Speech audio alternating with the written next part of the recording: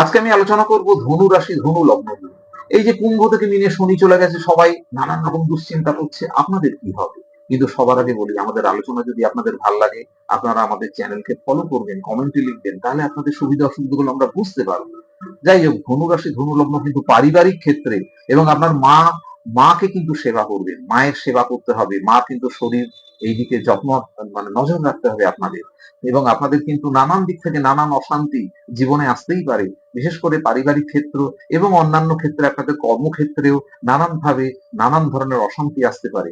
বিশেষ করে আপনাদের স্ত্রী বা আপনাদের স্পাউস, স্বামী হলে স্ত্রী, স্ত্রী হলে স্বামী, এইভাবে দাম্পত্য ক্ষেত্রেও নানান প্রবলেম আসতে পারে। সেক্ষেত্রে আপনারা বয়স্কদের কিন্তু সেবা করবেন, কালো কাককে খাওয়াবেন বা কালো কুকুরকে খাওয়াবেন, পশু পাখিদের সেবা করবেন, বয়স্ক মানুষদের সেবা করবেন।